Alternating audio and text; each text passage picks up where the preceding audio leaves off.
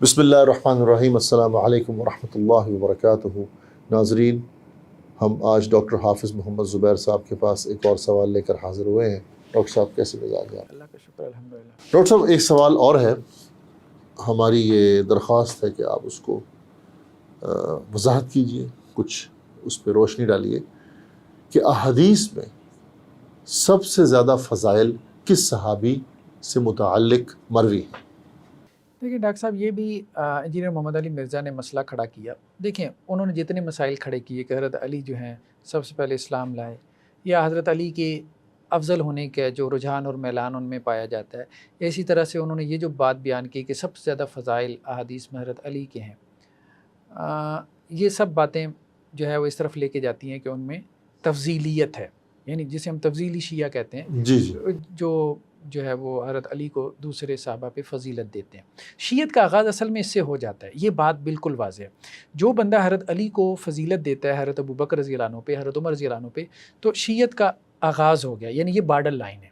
مطلب آپ یہ کہتے ہیں کہ شیعیت جو ہے اس کے اندر کئی لیئرز ہیں، اور ہمیں بھی اللہ تعالیٰ کا یہی حکم ہے کہ ہم ہر کسی کے لیے سیم یارڈ سٹک استعمال نہ کریں، کیونکہ نا انصافی ہوگی، ظلم ہوگا۔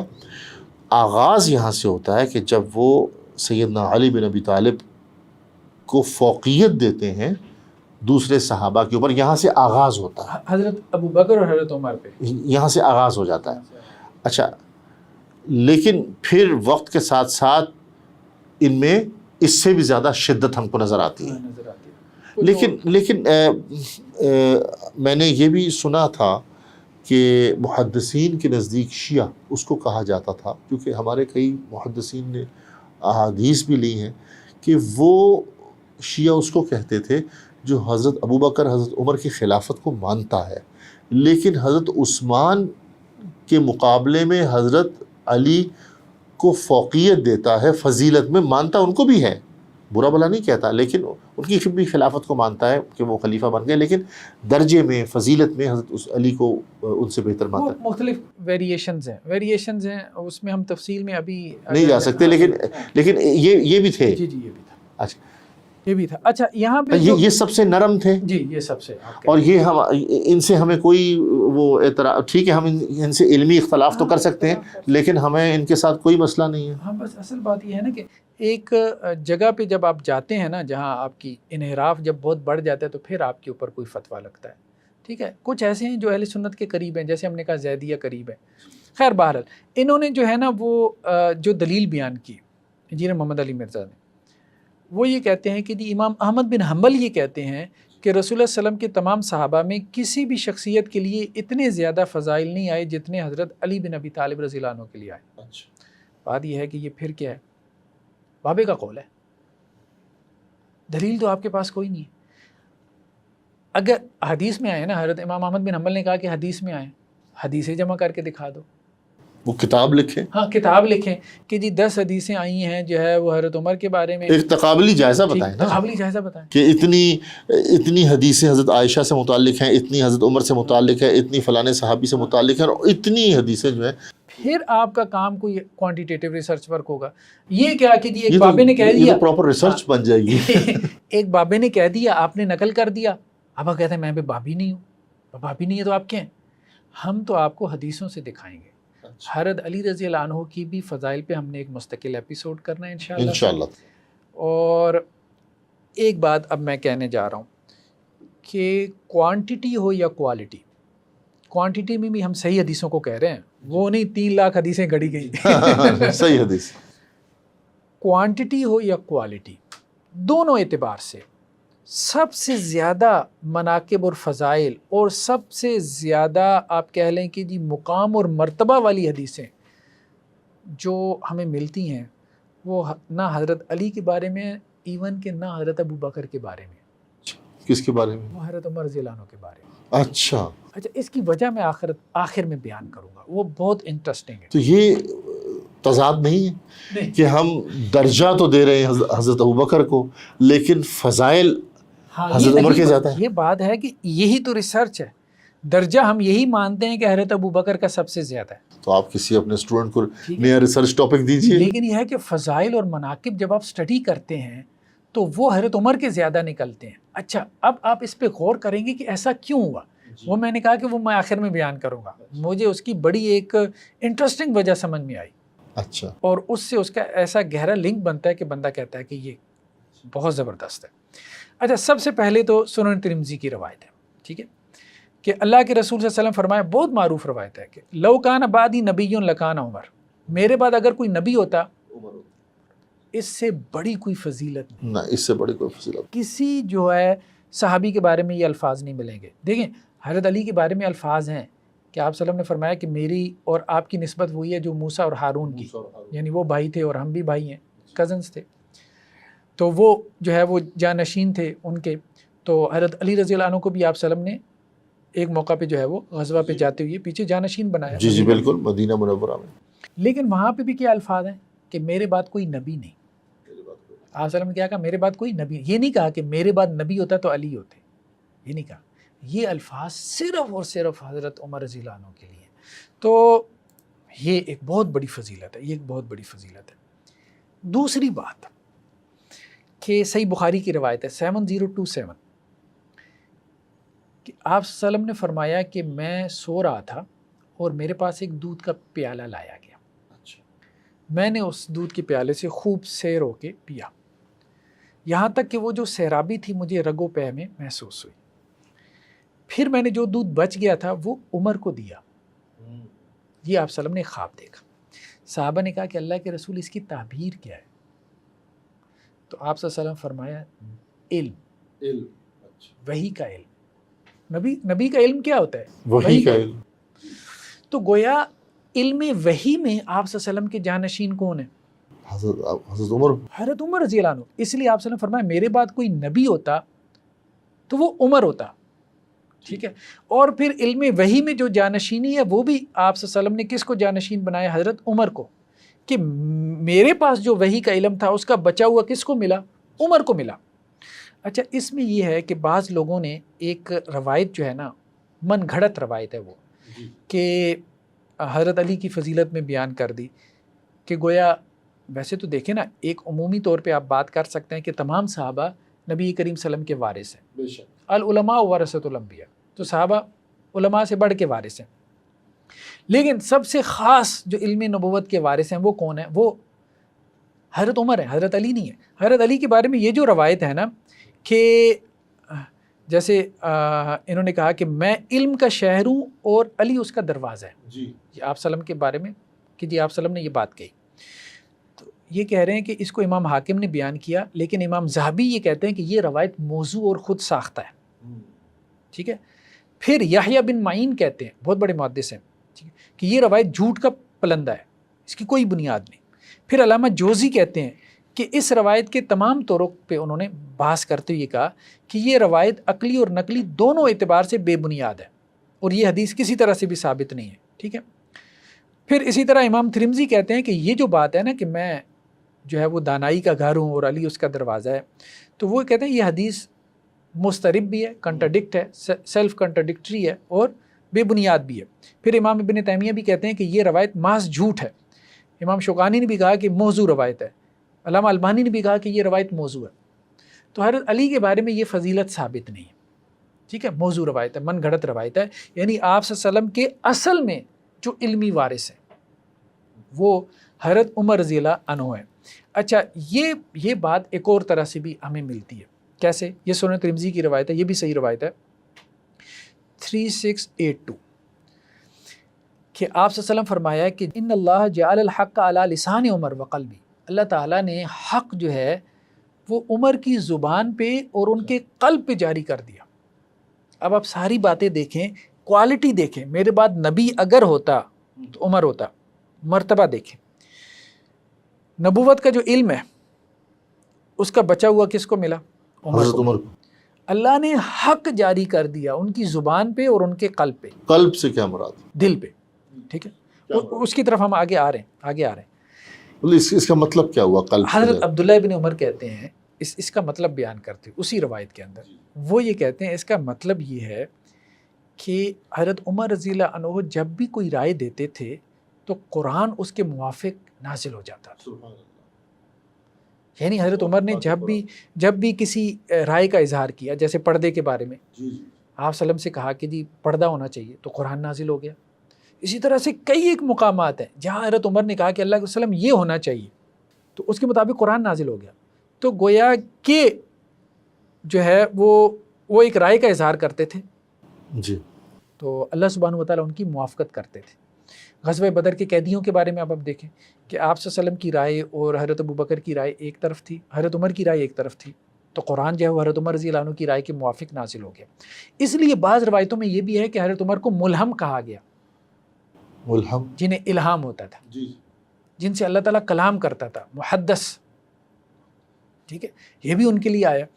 تو اب آپ دیکھیں یہ ساری وہ چیزیں ہیں کہ جو ہمیں اس طرف لے کے جاتی ہیں. بلکہ بعض روایتوں میں مکلم کے الفاظ بھی ہیں.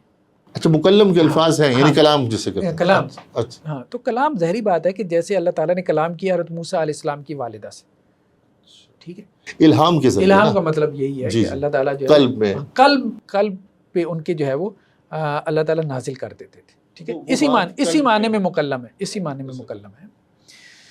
اچھا، ایک اور روایت ہمارے سامنے. ایک چیز واضح کر دیجئے ہمارے ناظرین کے لیے، مکلم سے وہ یہ مطلب نہ لیں جس طرح کوئی وحی آتی ہے، فرشتہ لے کر آتا ہے. اس طرح سے مراد نہیں ہے کہ جیسے حضرت موسیٰ علیہ السلام نے کلام کیا. مکلم سے مراد یہی ہے کہ ملہم، یعنی کہ قلب پہ، دل میں کوئی بات اللہ تعالیٰ نے خیال ڈال دے. اچھا، ہمارے سامنے ایک اور روایت ہے سنن ترمذی کی 3690 کہ آپ صلی اللہ علیہ وسلم ایک غزوہ کے لیے نکلے. جب واپس آئے خیر وفیت سے تو ایک لونڈی آپ کے پاس آئی اور اس نے کہا، مطلب حبشی لونڈی تھی، کہ آپ صلی اللہ علیہ وسلم میں نے نظر مانی تھی کہ اگر آپ خیر وفیت سے غزوے سے واپس آ گئے تو میں اس خوشی میں دف بجاؤں گی اور کوئی گیت وغیرہ گاؤں گی.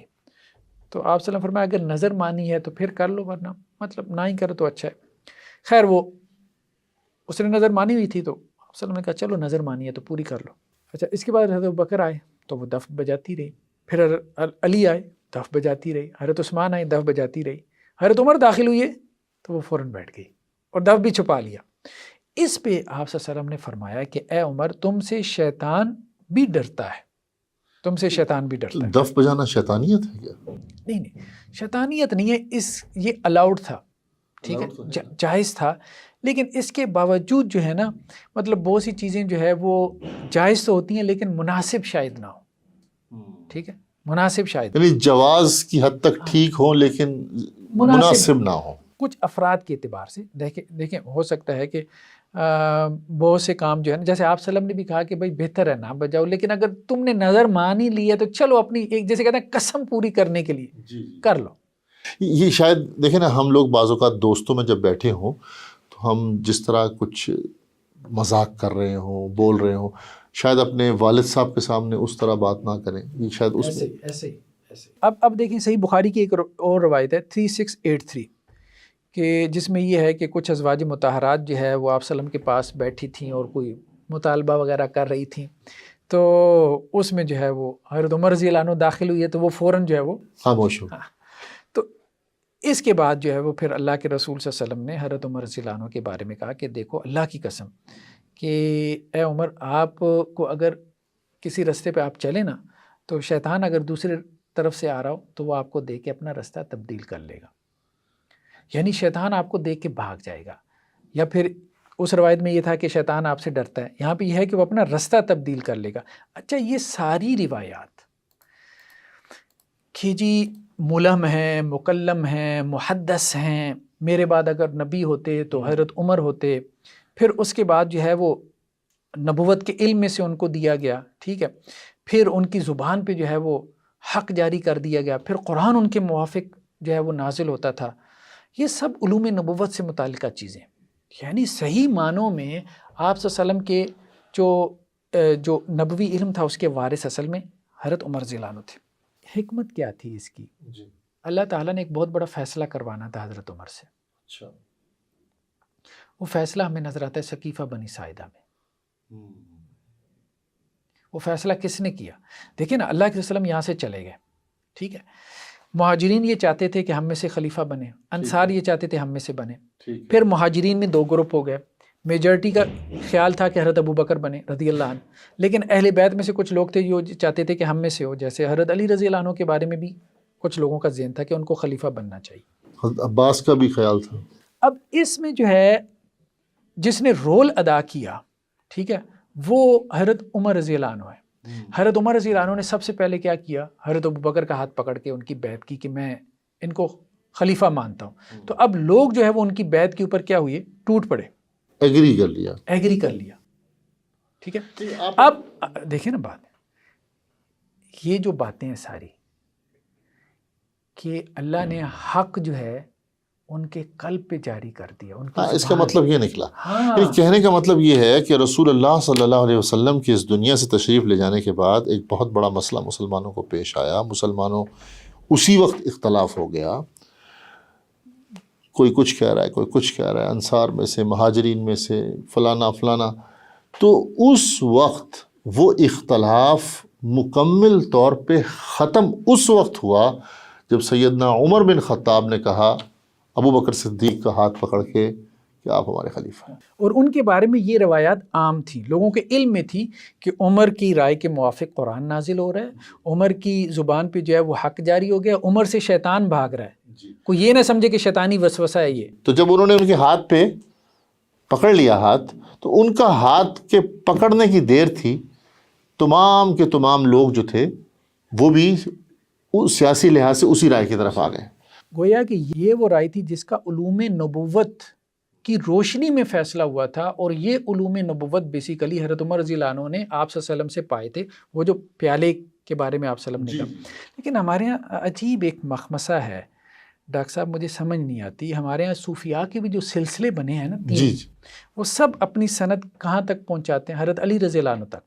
صرف نقشبندیہ نے حضرت ابو بکر تک پہنچائی، کسی نے بھی حضرت عمر رضی اللہ عنہ تک نہیں پہنچائی۔ حالانکہ صحیح معنوں میں اگر کسی نے، ویسے تو ہم یہ نہیں کہہ رہے، باقی صحابہ نے بھی حضرت اللہ کے رسول صلی اللہ علیہ وسلم سے جو ہے وہ علم حاصل کیا، لیکن دیکھیں نا، جیسے اہل تشیع یہ کہتے ہیں کہ حضرت علی خاص ہیں، جی، یہ کہتے ہیں نا، تو اسی طرح ہم یہ بات کر رہے ہیں کہ حضرت عمر رضی اللہ عنہ اصل میں خاص ہیں۔ تو علوم، اب دیکھیں ہماری سند، اللہ کا شکر ہے ہماری جو سند ہے نا، شیخ بن باز رحمہ اللہ سے گزرتی ہوئی امام ابن تیمیہ، ٹھیک ہے، ان سے گزرتی ہوئی امام احمد بن حنبل، امام شافعی، امام مالک سے گزرتی ہوئی حضرت عمر تک پہنچتی ہے۔ اچھا، ماشاءاللہ۔ ہاں، ہماری جو علمی سند ہے، ٹھیک ہے، تو اصل میں اس سند کی جو ہے وہ احیاء کی ضرورت تھی۔ اور پھر حدیث احسان دیکھیں، حدیث جبریل جسے ہم کہتے ہیں، تو صوفیاء کا تو سارا سلسلہ کس کے اوپر کھڑا ہے؟ حدیث احسان کے اوپر۔ اور حدیث احسان کے راوی کون ہیں؟ حضرت عمر۔ اچھا۔ حضرت عمر اس کے راوی ہیں۔ اب اس کا جواب تو وہی دے سکتے ہیں کہ آپ کے سارے جو سلسلے ہیں وہ حضرت علی تک جاتے ہیں۔ پھر تو اصل میں یہ جو سلسلہ ہے نا حضرت عمر والا، جو کہ علوم نبوی کے اصل میں وارث تھے، اور پھر آپ دیکھیں کہ خلفائے راشدین میں جو اجتہادی بصیرت، جو فقاہت ہمیں حضرت عمر کے ہاں نظر آتی ہے، ٹھیک ہے، فضیلت حضرت ابو بکر کی ہے سب سے بڑی، لیکن اس میں ہم نے کہا کہ اس کی وجہ یہی تھی پھر جو ایکسپینشن ہوئی حضرت عمر کے زمانے میں۔ بہرحال حضرت عمر ایک ایسے خلیفہ، ایک ایسے ایڈمنسٹریٹر تھے کہ نان مسلمز نے بھی مانا ہے کہ، اور وہ یہ کہتے ہیں کہ اگر ایک عمر اور مل جاتے اسلام کو تو شاید آج پوری دنیا میں اسلام ہی ہوتا۔ جی، بالکل ایسے سیدنا عمر رضی اللہ تعالیٰ عنہ کی فضیلت تو میرا خیال اگر ہم بیان کرتے رہیں تو وقت کم پڑ جائے گا۔ ڈاکٹر صاحب بہت بہت شکریہ، جزاک اللہ الخیر۔ ناظرین، انشاءاللہ پھر آپ کی خدمت میں حاضر ہوں گے، اس وقت تک اجازت دیجیے۔ السلام علیکم ورحمۃ اللہ وبرکاتہ۔